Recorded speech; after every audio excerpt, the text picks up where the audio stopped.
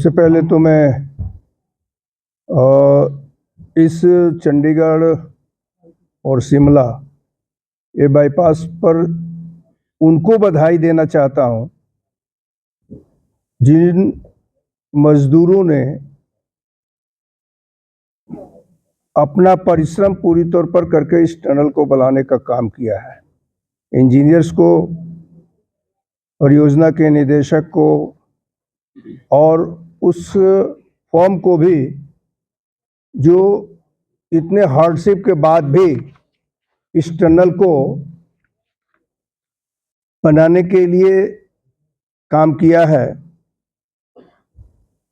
अब ये सोचिए कि यह संगुल शिमला की जो ये टनल है, पूरी परियोजना को अगर देखा जाए तो लगभग 4,800 करोड़ रुपए की ये लागत है, लगभग 5,000 करोड़। और देखने में तो बहुत, सुनने में भी बहुत कि 5,000 करोड़ रुपए लगते हैं, लेकिन सबसे बड़ी बात यह है कि इससे जो लोगों के समय की बचत होगी, सरकारी ईंधन की जो बचत होगी, पर्यावरण से जो सुरक्षित होगा, इस प्रकार से हम ये मान करके चलें कि भारत सरकार इतने पैसे लगा करके लोगों के लिए साधन मुहैया करा रही है, सुविधा मुहैया करा रही है, और इससे राष्ट्र की उन्नति, जो मैं समझता हूं कि आदरणीय प्रधानमंत्री श्री नरेंद्र मोदी जी की एक विकसित भारत की सोच है, उसको पूरा करने का काम ये कर रही है। विकास का योगदान, सबसे बड़ी बात ये है कि कभी कभी सामान्य तौर पर जो आप सोच रहे हो मैं भी सोचता हूं, लेकिन इसके बावजूद भी आप जब चंडीगढ़ से चलते हैं और मनाली तक पहुंच जाते हैं, आप सोचिए कि कितनी समय की बचत होती है। वह समय की जो बचत होगी, जो लोग जाते हैं उनके ईंधन की बचत होती है, उनके पैसे बचते हैं, और इस सब में राष्ट्रीय स्तर पर जो निर्माण कार्य की जो लागत लगती है वह धीरे धीरे जाकर के पूरी होती है। लेकिन केवल यह सुविधा बढ़ाने के लिए नहीं है, बल्कि विश्व पटल पर भारत को उन्नत दिलाने के लिए है।